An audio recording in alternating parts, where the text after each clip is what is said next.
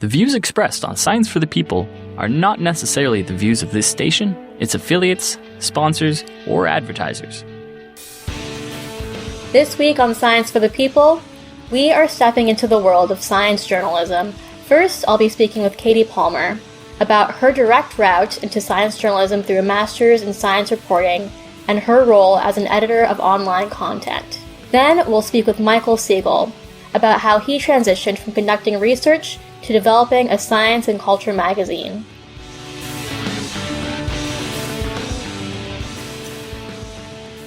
Welcome to Science for the People.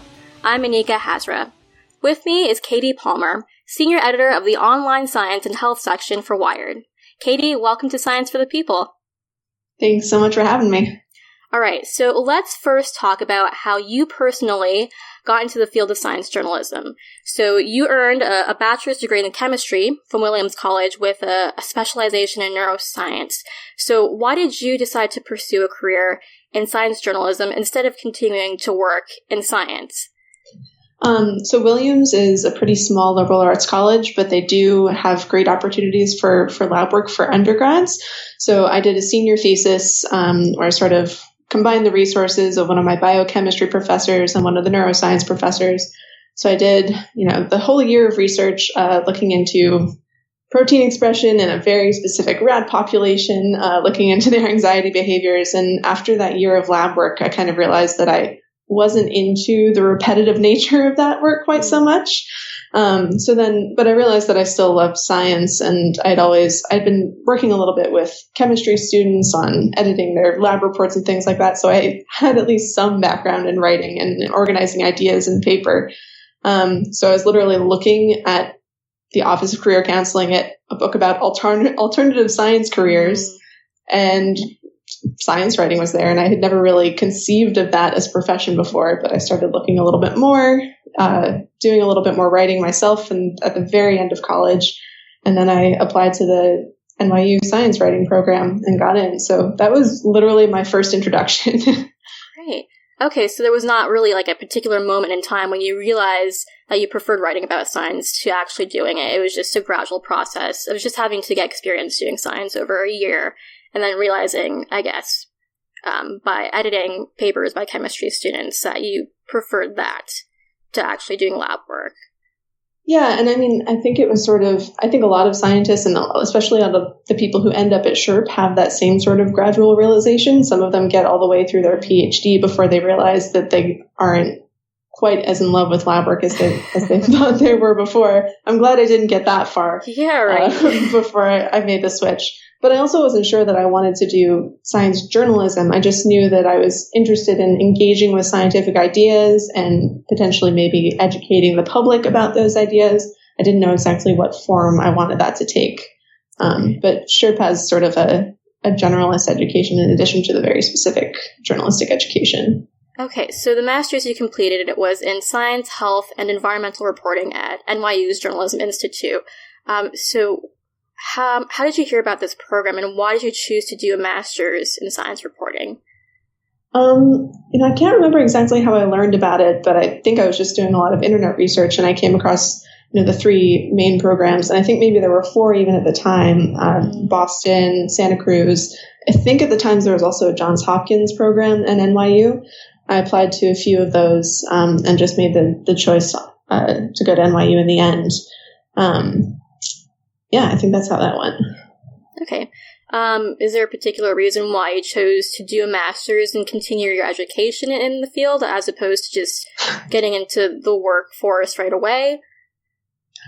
For me, I had almost no prior journalism experience. I think for a lot of people who have that experience and who can find themselves internships without the support of a master's program, it's totally viable to just dive in and, make those contacts on their own. But I had absolutely nothing. I didn't know the basics about the inverted pyramid structure for a news story. So for me, the master's was really valuable. It, gave me the basic grounding in journalism and reporting. I remember there being a point even where I was like, oh, I have to call people on the phone now. Like I barely even realized that interviewing people in person was part of the process. I was just like, oh, maybe I'll read papers and then I'll write about them because I know how to interpret papers a little bit. So I needed that crash course. Okay, I see. All right, so then I'd like to ask you if you think a specialized education in either science or journalism is necessary to be qualified for a career in science journalism. Well, I think, let's see, a specialized education. Mm-hmm. I think post-college. Post-college, almost certainly not. I know tons of incredibly talented science journalists that don't have that very specific education. I think it helps a lot to have, a deep and abiding love for science, probably through the undergraduate years, and, probably, or maybe in addition, a deep and abiding love for journalism and writing through those early years of your education. But I don't think it's at all a requirement to continue that education in either way to become successful. All right. Then, so which do you think is more important for a science journalist? A solid understanding of scientific principles and how scientific research works, or good writing and overall communication skills? Oh, that's the toughest question, right? I think, as somebody who works with lots of science journalists now, it's tough to find somebody who does both really well. It's always about finding the balance. There are writers that are fantastic on their scientific understanding, but they need a lot more help with the writing, and vice versa. And I think the greatest thing that happens is when you find an editor that balances out your skill level perfectly. Mm-hmm. I think I tend to be the kind of editor that, helps with not necessarily the style of the writing, but the structure and the logical flow of the writing a lot more. And while I have, particular expertise in chemistry and neuroscience, and I can really help poke on the questions that should happen during the reporting process on those specific stories, I'm going to need writers with specific background in like astrophysics to really know their stuff, because I won't know how to direct that kind of reporting as well. Okay. Then what characteristics or a combination of characteristics do you think a science journalist should have to be good at their job? Just in general. An obsessive interest in the truth, which is a squishy concept, and especially now, obviously. I think one of the things that appealed to me about science in the beginning and to a lot of scientists and science journalists is that it is, probably the best mechanism that we have for determining the truth, or as close to the truth as we possibly can get. And I think at least earlier in the process, when I wasn't, quite as engaged in the concepts of like scientific epistemology, I looked at the contents of a scientific paper and I was like, okay, here is a, finite amount of knowledge and I can relay that knowledge to somebody else. Now, I think I and science journalism as a whole are pushing on that idea a little bit more. It's not just about presenting the findings of a study. It's about questioning them deeply, looking at the mechanisms that are driving that science, and tearing them apart a little bit more. You need to be willing to question every single thing. Okay, so what would separate a science journalist from just a general journalist? Nothing but beat expertise. I think that, those fundamental truth divining motivations are consistent across journalism, and that's why you have science journalists that don't have particular science background. I think Carl Zimmer is one of them. Mm-hmm. But he is, by exposing himself to different fields over his entire career, has gotten, deeply engaged in those questions, and he knows the subject matter really well. Like it's pure beat expertise and exposure that allows you to ask those tough questions and find the real stories. All right. So can you tell us about the trajectory of your work experience in science journalism, just starting from your master's degree, I guess, up until your current position with Wired? Yeah, I think I'm fairly atypical, actually. I did a few internships as part of my master's at NYU. I worked at Discover magazine, where I fact-checked and did some smaller front-of-book things. And I interned at IEEE Spectrum, doing similar sort of stuff. And then I applied to a bunch of jobs right when I graduated from the master's program and got I think, fairly lucky in landing a staff fact-checking job at Wired. So I've been at Wired for the past 5 years now and have done a number of different jobs. I didn't start out doing straight up science journalism here.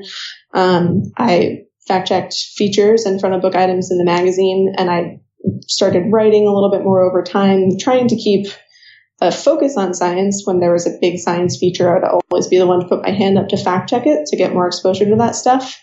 But I was fact-checking everything from features about like Korean rappers to Kim.com, which was honestly great because I still didn't have all of that journalistic, background, and that built it up for me. And then I shifted to editing for the front of book after a little while. And then finally, when the last science editor for the website, Betsy Mason, left to become a Knight Science Fellow, I had an opportunity to take on the website, and I jumped in there. So what are your personal favorite topics to cover in terms of writing and editing? Are your interests more narrowed, or do you find yourself being attracted or drawn more to, neuroscience or chemistry? Or do you find that your interests have become more varied over time? I think the thing that I'm most interested in now is very broadly stories about meta science, the ways that science gets done and how those processes are changing.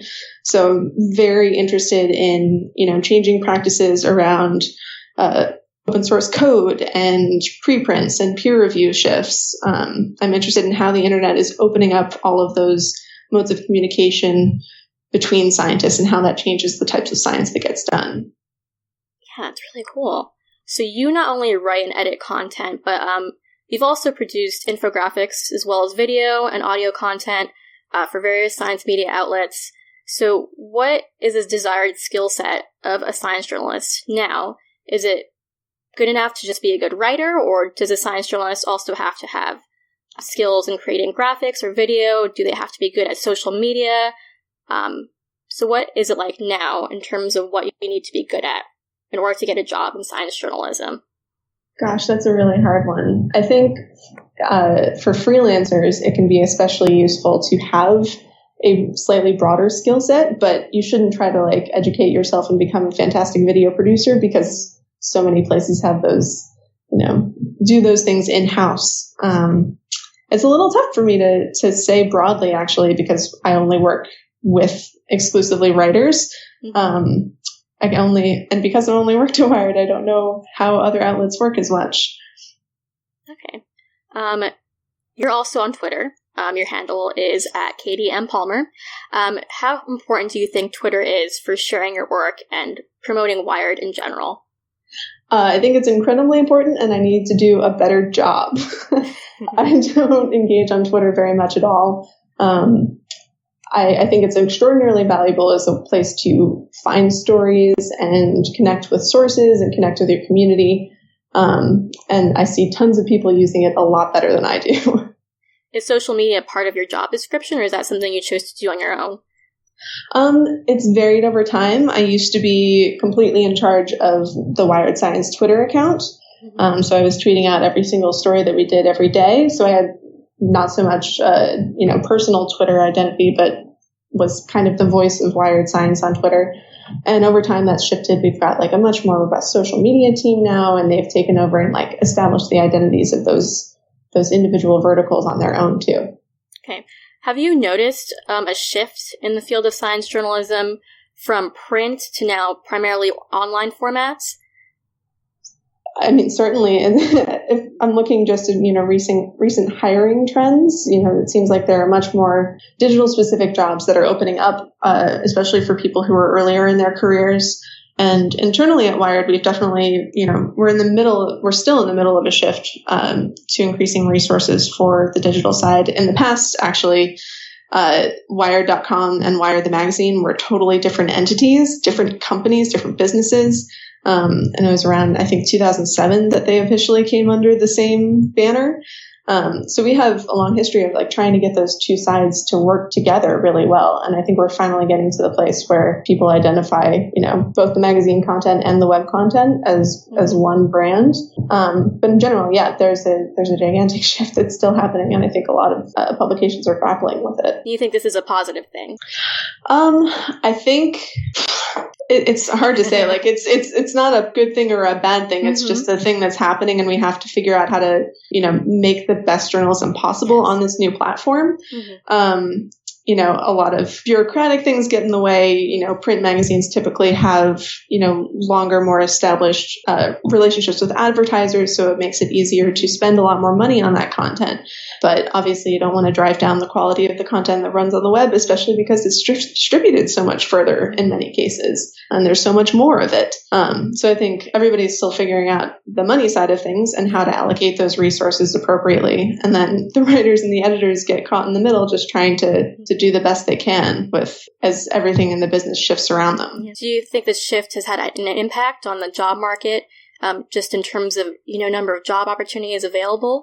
Yeah, I mean, I've been sort of, watching from afar. I've been lucky to be, stable at Wired for 5 years, but at least seeing postings come up and seeing where, people from these master's programs are landing, it seems like the number of jobs, at least in the last couple of years, has actually been growing a little bit. And that's maybe attributed in part to some of these venture capital funded media startups. There are a lot of like early stage hiring binges that those companies will go on. So the number of jobs might be inflated for a little while, but that doesn't mean that those jobs are going to be around forever. Okay. From what I understood, it was just, the job market for science journalism and journalism in general has always been pretty bleak in terms of, I feel like there are a lot more freelancers in the field than people who actually have permanent positions. Oh, certainly. Like the overall trajectory is definitely, decreasing budgets, decreasing number of opportunities. And there's been, I think, a little bit of a surge in the last couple of years.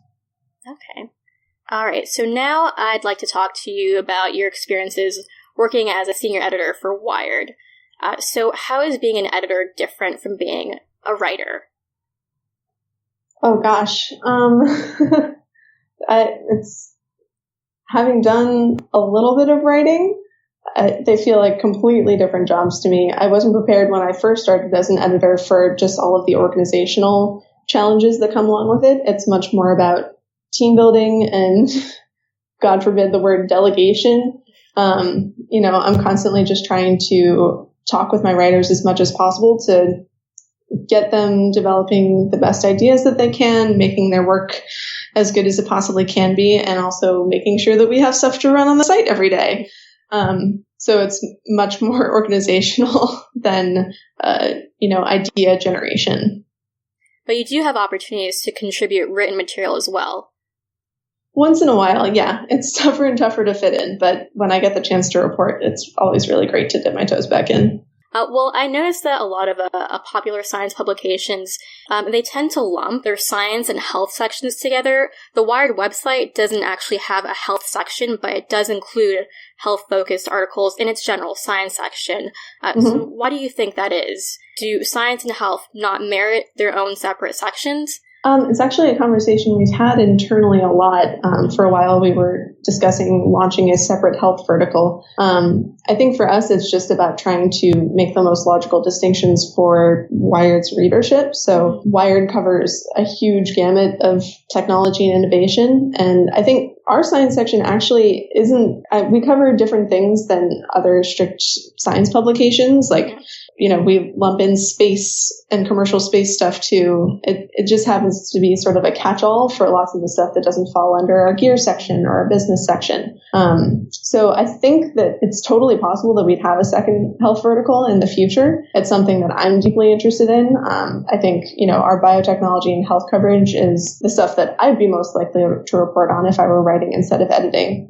So I think the focus on that ends up being more of a reflection of the individual writers and their beats and their expertise than the value of having a separate health section. Okay. But are there certain scientific fields or topics that tend to get more coverage on Wired than others? Certainly. I think, again, based on sort of the beat expertise of the writers that we have right now, Megan Multaney is covering biotech for us, so that's a major area of coverage. And Nick Stockton covers a lot of energy and climate news. And then we have contractors who specialize at sort of a slightly lower density in other fields. So we've got some astrophysics coverage, some robotics coverage, some commercial space coverage. It's trying to find a balance when you're lumping all of science into one section at once. Do you personally feel like there are certain types of science that deserve more coverage on Wired? I'm constantly trying to figure out the balance and trying to find places to fit in, underreported fields into the section. Trying to think if there's one in particular that I think we could cover more. I'd love to have more neuroscience coverage, but it's one of those things where, if you have a strong biology reporter, you're probably going to end up outsourcing those neuroscience stories every once in a while. It's, again, a question of resources as it is for so many publications. Okay. So why did you choose to pursue a position at Wired in the first place? And what has been your experience working with Wired? I'm trying to remember what my application was like at the time, because I think when I applied, I actually hadn't read Wired very much. But in the course of, trying to nail my interview, I read a ton of back issues. And then I realized that the magazine actually spoke to me really specifically. I found like a tiny FOB story about Tristan Parrish, who's an electronic musician who works in New York. And I had written like one of my master's pieces about him. And I thought he was so fascinating. I was like, wow, if this magazine figured out that this guy is cool, it's totally the place for me. Okay. I remember there being a couple of other features, one written by Jason Tans, but I can't remember exactly what it was about. But I just, found the really wide variety of stories that they wrote, like, extremely compelling in their own way. Like, they cover so much different stuff. And I guess it was just like the optimism and the innovation that imbued each of those different weird things that made me realize it would be an interesting place to work. Then, of course, I was coming out of grad school and I kind of would have taken a job anywhere that would have me. I'm really glad it was here. Yeah. So what's it been like working with Wired for the last 5 years? It's been pretty incredible. It's gone through so many changes since I've been here. It's strange having it be the only place that I've worked and, now being sort of in the middle of the seniority of people who have worked here, having seen 3 different editors-in-chief, and, having worked on the magazine and then the website, I've worked with tons of different groups of people. I've just been thrilled to see it evolve. Like, every organization has its challenges and, I get frustrated every single day about something or other, but I feel like the people that I work with are all incredibly intelligent and all focused on making it better. One of my favorite jokes that I share with Adam Rogers, who is another science editor here and one of my mentors, is that we just try to suck a little less every day. I think we succeed at doing that. Okay, great. Okay, so I would like to wrap up this interview with some questions about the role of science journalism in society and society's perspective of science journalism. How do you think society currently perceives science news outlets, and has the current perception evolved in response to the political climate? That's a huge question. It's an important one, though. It's one that needs to be asked. Yeah. It's something that we're obviously, everybody in the industry is trying to figure out right now. It sort of circles back to, and here's where I'm going to probably lose my train of thought a couple of times because I've got so many thoughts about this and they're not all perfectly formed. They're all sort of works in progress. But I think part of what we're dealing with right now is that the country has different understandings of what science actually is and does that allows it to be misunderstood. Obviously there is inherent bias in all science. But the scientific method is the process that we use to try to eliminate that bias as much as possible. And I think it is possible to point to scientists and their potential bias and politicize that. Is there like a certain process that goes into, the research process that any journalist has to go through before they report on a particular topic or a particular story? Do you only assign certain stories to experts within that particular field for that topic, or do you allow your staff members to choose topics of interest or articles of interest or stories of interest, regardless of their expertise, and then allow them to do their own research go through their own learning process on that particular scientific topic, and then just report based on that kind of short-lived educational experience? How does that process work?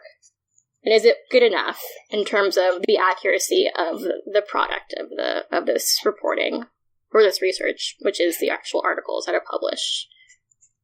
So the ideal situation for any Wired story is a beat reporter with deep expertise finding an interesting story within that field and reporting it out. But we cover, as we said, the whole, the wide world of science. So while we have beat experts in biotech and climate and energy and astrophysics and commercial space, we sometimes see interesting stories that fall outside those explicit fields. So when that happens and we think that it's a story that's really important to tell, we'll, assign somebody to that story, and they're good journalists, so they'll dive into the reporting and do the best job they can. How does the editing process in terms of accuracy of a science news story work? So there are sort of two different levels. So for the magazine stories, we have a full fact-checking team that goes through every single line of every story and checks attributions and spellings and more fundamental, what is the main takeaway of this story, and is that thing fundamentally true? For web stories, the onus is primarily on the writers and the editors. So the accuracy of every sentence falls primarily on the writers. And then if I see something that kind of raises a red flag for me, I will point it out to the writer. But we don't have any established fact-checking procedures for web stories. So what do you think are the difficulties in acting as a kind of liaison between scientists and the public? What are the responsibilities? The difficulties when, from your experience in reporting before you were an editor, or just from speaking to your reporters and asking them about their experiences, do you notice if there are certain difficulties that reporters experience when they are trying to discuss science with scientists, during interviews, and translating that for the public?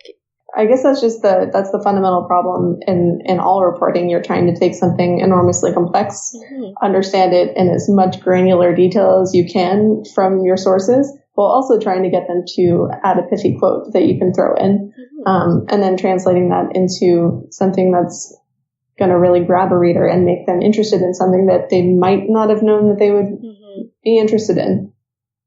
Okay. So do you think we should cut out the middleman and just, would it be better to just cut out the middleman and just teach scientists how to communicate their research with the public better? Do you feel like science journalists are necessary? I don't think it's an either or. I think, we've seen a ton of scientists become much better science communicators in the last decade, and that's a huge boon to science, but it's also important to have journalists there to do that more investigative work, to ask harder questions. So it's not just, presenting research and disseminating important educational information to the public, but, digging a little bit deeper into the processes, potential biases, potential problems in the scientific process. Okay. So there seems, I think, currently to be a kind of a public suspicion of scientists and their research through the science news.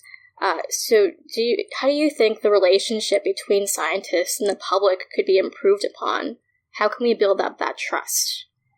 Yeah, this is the really tough thing because, as we've seen from psychological research, simply telling somebody that they're wrong and presenting factual information to them is not going to change their mind if they're already set in a particular, way of thinking. Confirmation bias will set in. So it's a huge, gnarly problem for science journalists and scientists, and I think all journalists. One of the things that we've been struggling with in the last year or so is how to make sure that our writing alienates as few people as possible without, pandering or, giving too much credence to ideas that we don't think are accurate. You don't want to push away readers that might believe in some like naturalistic healing phenomenon, but you also want to be able to have the potential to convince somebody that they shouldn't be taking that weird supplement because it might hurt them. And it's a really tough balance to strike. And we sometimes mess it up. Sometimes Wired has historically had a slightly snarky tone that can be super off-putting sometimes.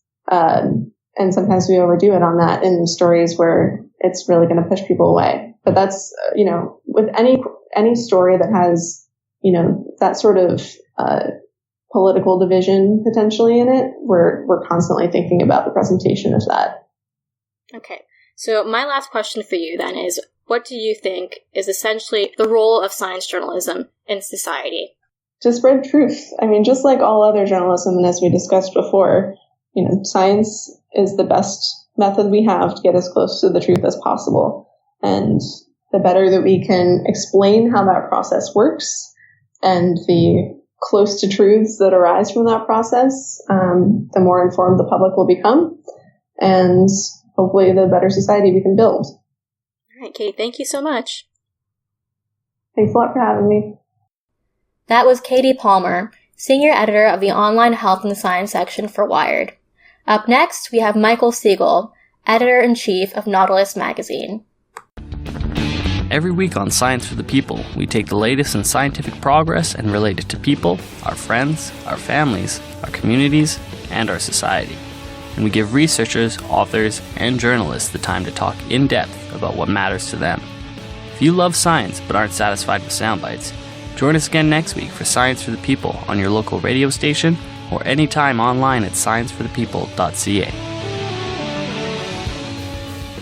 Welcome back to Science for the People. I'm Anika Hazra. With me now is Michael Segal, founding editor and editor-in-chief of Nautilus magazine. Michael, welcome to Science for the People. Thanks for having me. So let's start with your story. So you graduated from the University of Alberta with a Bachelor of Science in Engineering Physics. Then you earned a doctorate degree in Electrical Engineering and Computer Science from MIT. So how does an engineer become interested in science writing?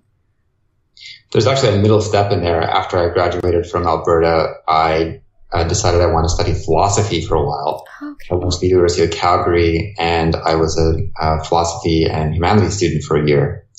And then I actually worked at the university as a research engineer for 3 years and earned a master's of engineering there.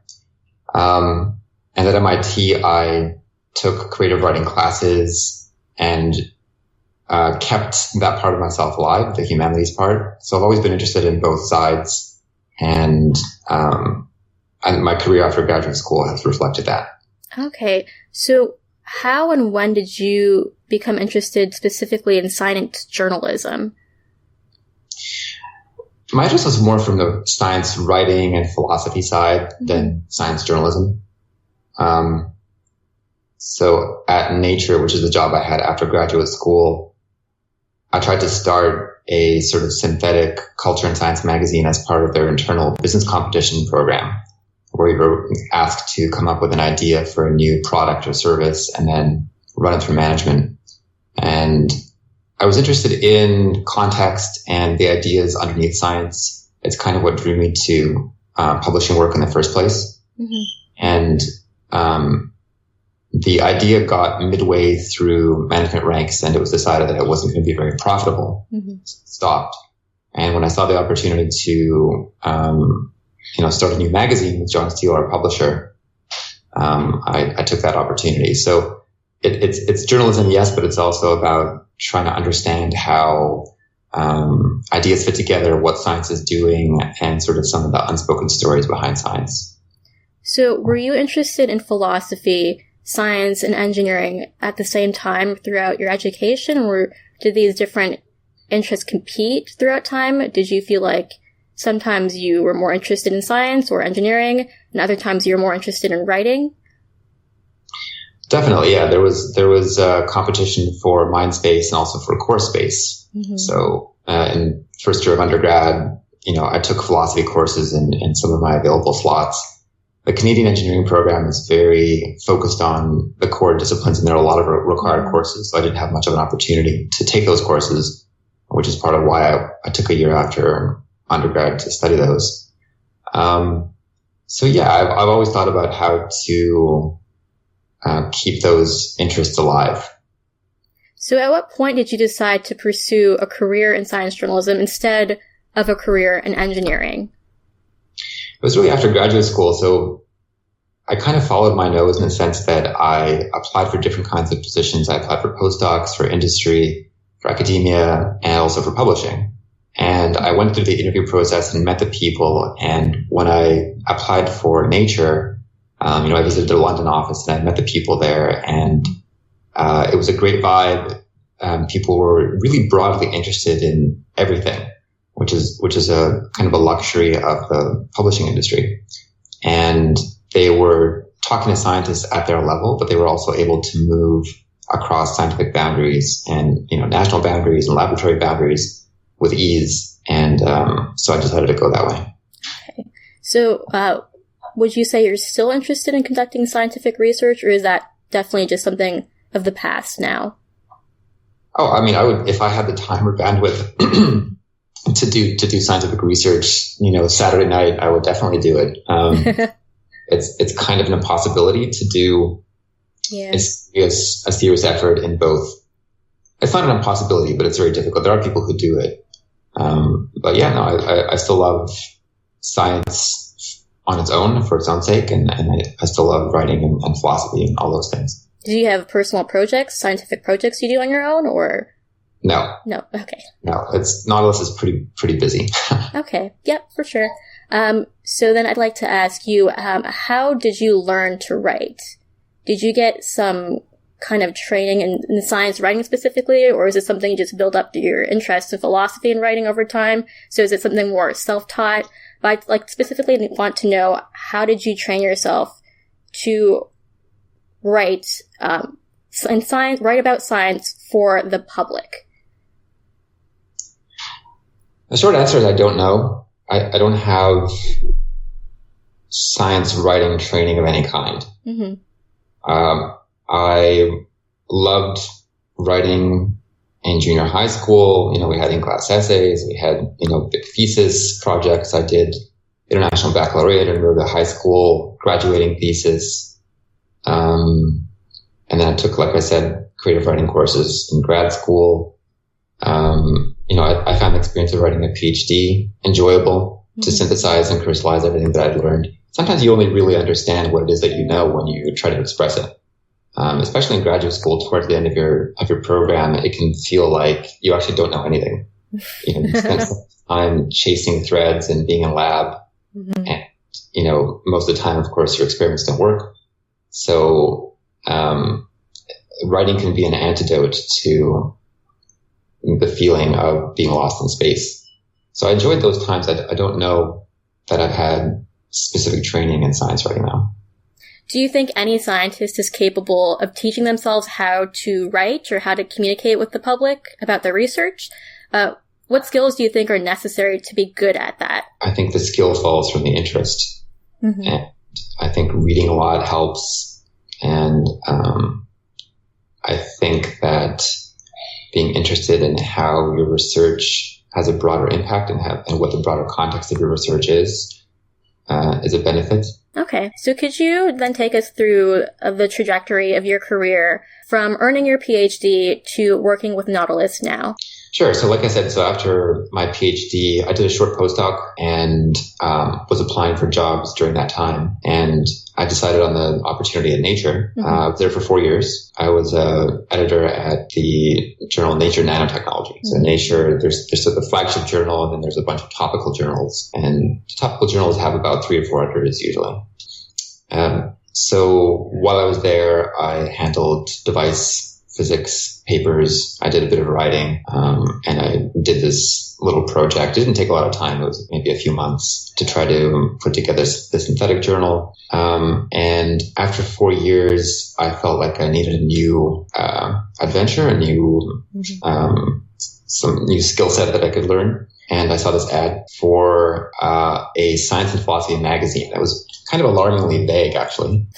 And so I chucked in an application, met with John, I think 2 days later, and we had a good conversation about what we felt a new science magazine should do. Mm-hmm. And we kind of clicked, and he said, well, why don't we, start to work together a little bit over the next couple of weeks, come down to New York. I was in Boston at the time. Mm-hmm. Meet my consultants and, let's think about what we can do together. And eventually I sort of got excited about it and left to do it. Okay, so just for our audience, Nature is an academic journal that publishes peer-reviewed scientific papers. So how is working for an academic journal different from working for a popular science magazine? And why did you choose to make that switch? Well, on the face of it, they're very different. One is serving the scientific community exclusively, almost exclusively. It's written by scientists and for scientists. Yeah. And the revenue comes from primarily library subscriptions. In the other case, it's really for the public. Scientists read Nautilus, but the majority of our readers are, just members of the public. I think the more surprising thing about the two jobs is how similar they are. In both cases, you're looking for a really good story. And any scientist that's submitted to sort of the CNS journals that sell Nature and Science knows that there has to be a really compelling narrative. So you have your results and you have your techniques, and they could be very brilliant. But why is it worthy of a more general audience? Mm-hmm. Is there a conceptual shift? Is there a surprise? And so my time at Nature was kind of training and thinking that way. And I think I've tried to do some of the same at Nautilus. So we're writing for a general audience, but, they also will have been exposed to a lot of the, news in genetics or technology. And so if we're going to contribute to the conversation, we want to publish something a little bit different. So we want to have that sort of surprising vantage point. And so that's a point of similarity between the two. Why I decided to do it, I suppose it's kind of the next step in my desire to be broader. So there's Nautilus is a very broad publication. We publish fiction, we publish economics, all the sciences. We publish straight philosophy, history. So, the breadth is considerably greater than in Nature in terms of topic. That was very appealing. And also, it's a project that we were able to start from nothing. So Nature is a very, very old, prestigious, established brand. And to start a brand from nothing and to see it grow the way it has been really rewarding. Okay, so let's talk about Nautilus in more detail. Do you know where the idea for this magazine came from? Yeah, so John Steele was the founder. He raised the initial money for it from Templeton. And he was vice president at IMG, which is a talent agency, among other things.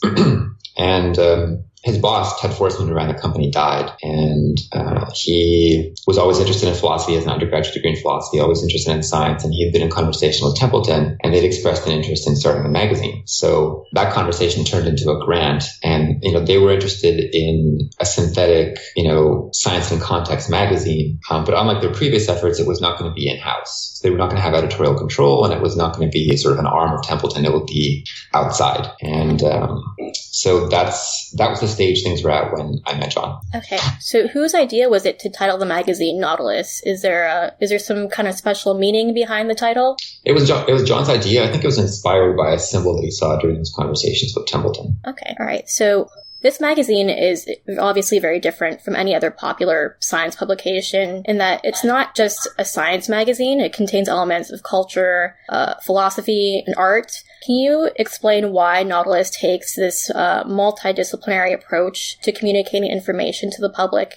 Yeah, so I think it's important for a science magazine to know the value proposition that it's offering its readers. And there are lots of different value propositions, and there should be. And different magazines have different propositions. So some might say, you're already interested in the science that we're going to tell you about. And so the value proposition is we're going to do a really good job of explaining it. But we take for granted that you're interested. Mm-hmm.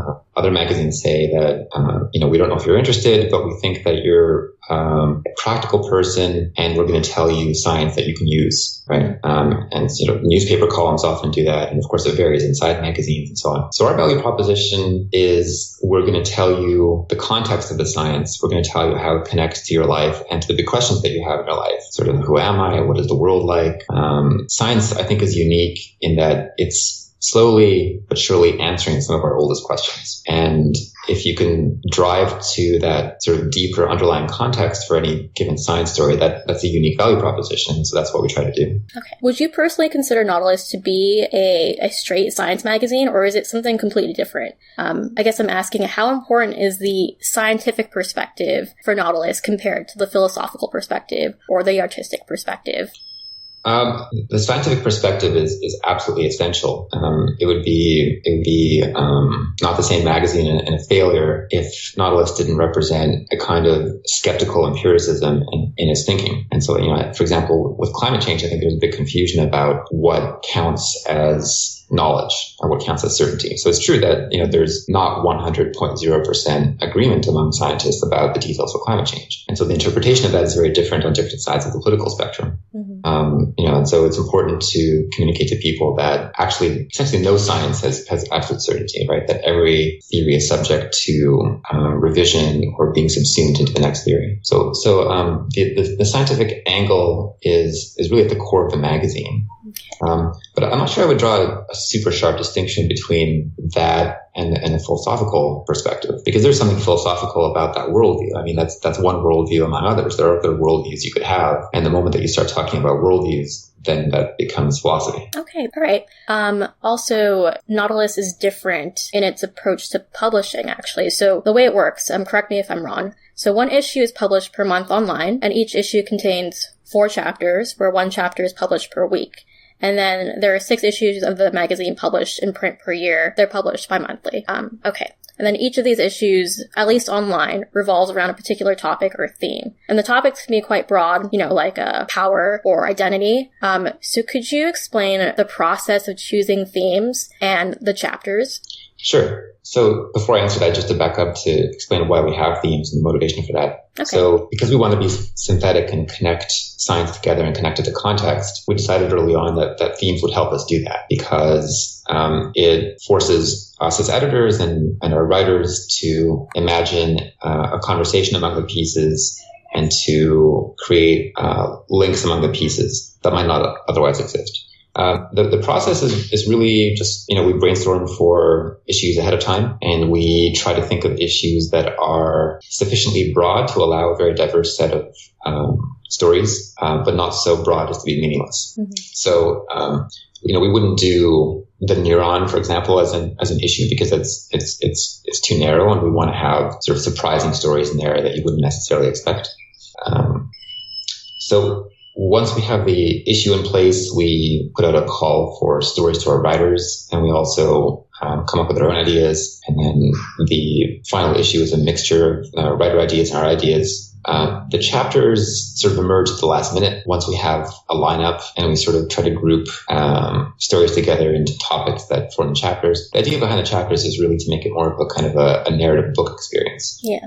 So is each issue supposed to tell one cohesive story about a topic through a diverse range of perspectives, or does it not matter if the articles are not cohesive at all? So is it more about exploring a topic in each issue, or is it more about delivering a full spectrum of information about that topic? So the way we think about the individual stories in each issue is we kind of think about them as points on a geometrical shape, and we want the points to be as far apart from each other as possible and to describe as big a volume as possible. So the bigger the volume, the more of that topic we've captured. Now we only do, maybe 12 to 15 features a month, plus blogs and plus channel content. The channels are our verticals. So we don't have a huge number of stories to do that with, but we try to have a diversity of stories. So we would try to avoid, 4 psychology stories on the same topic in the same issue. So it's kind of an exploration, but, I try to guide the reader a little bit with the editorials and the issues and draw out some of the themes.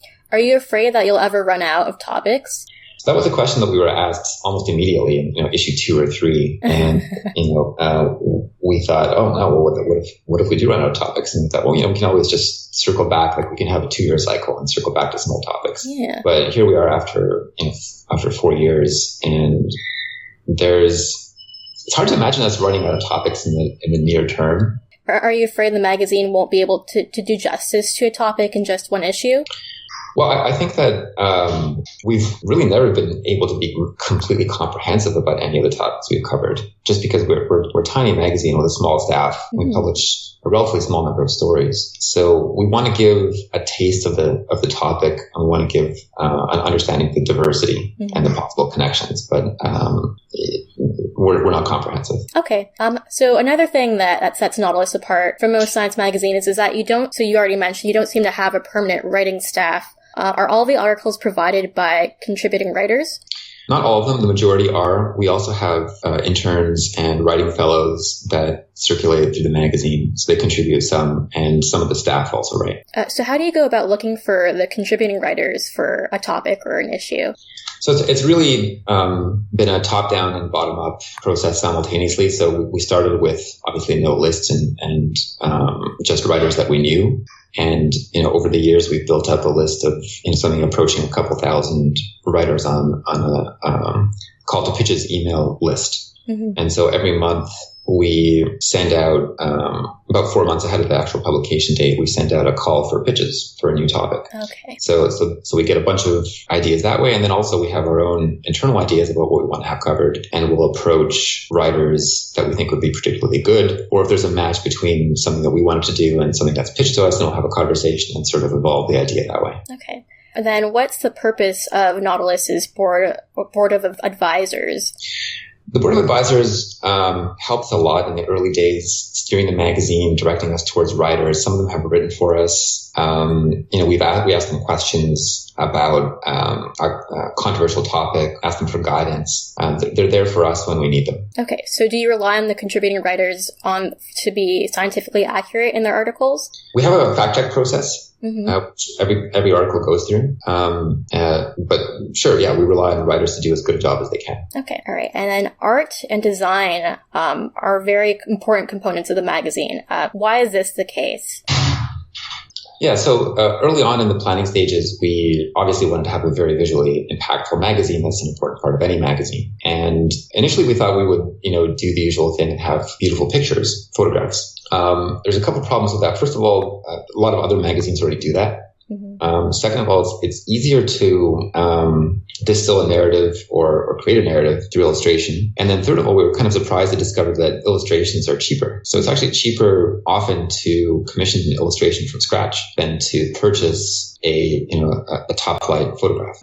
So the illustration has been a really enjoyable part of doing the magazine, because illustrations all come out of conversations with the art directors and editors on staff and the artists. And very few of the illustrations are first drafts. So we'll talk with the artist about, what is the narrative of the story, and we'll ask them to create their own narrative in their art that's parallel to the narrative of the story, but not identical to it. Okay. And why is that?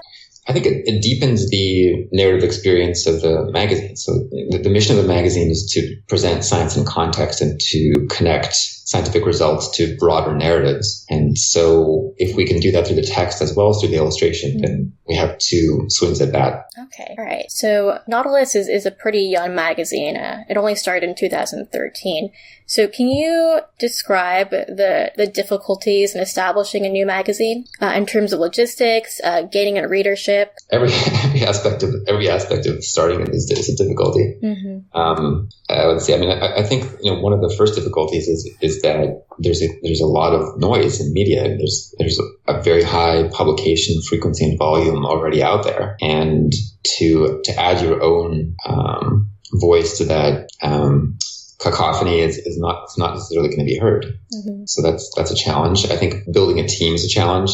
I think the skill set required for a magazine, especially a startup magazine, is very broad and very hard to test in interview or looking at TV. And I think that one of the most important challenges for a magazine is to know itself, to know what the voice of the magazine is, and to really be faithful to that, so that readers will find it. It takes a long time for readers to hear about a magazine, and it takes time for them to figure out if it's to their liking. And over that time, you need to be consistent and deliver consistent quality and a consistent voice. Yeah, so I noticed that Nautilus invests heavily in its website and online content. Have you noticed a shift in the field of science journalism from print to now online formats? And do you think this has had an effect on the job market? So I've been doing this for about 5 years, and a lot of those shifts started before I began in the industry. But definitely, almost every print circulation that you look at is falling, and advertising revenue is falling almost everywhere we look at it. So part of the response of the industry has been to try other channels. There's terrific video channels about science on YouTube. There are terrific podcasts, and there's new magazines that are digital only or primarily digital. So it's a natural response. It's challenging in its own way because online advertising revenue per ad is much smaller. So advertising for us amounts to essentially zero as far as revenue. There's a small amount of it, but it's not significant. So now I'd like to get into some final questions about the role of science journalism in society. So how do you think society currently perceives science news outlets or popular science publications? Do you think the public trusts science journalists, or do you think there is a lack of trust and credibility? Yeah, so I think the first thing I would say here is the reaction to Nautilus has been really reaffirming as far as the public's interest in science.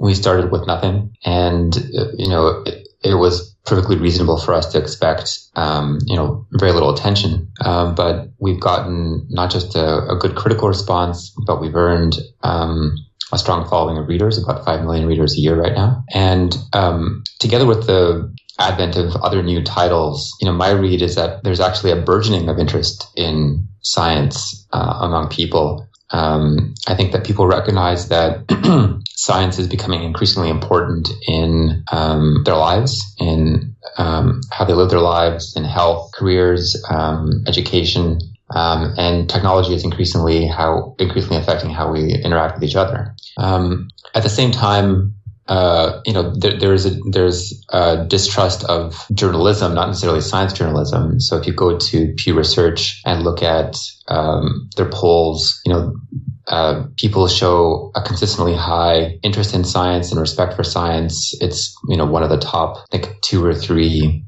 pursuits or professions as far as respect. But journalism has kind of slid in the last few years. And I think that is a reflection of a very divided political scene in the United States, at least, and a lot of vitriol. So, to some extent, there's, science journalism is on that spectrum, somewhere between one end and the other. Okay, so do you think maybe the public just is more suspicious of how journalism in general seems to portray scientific facts inaccurately? Do you think that's more the case here?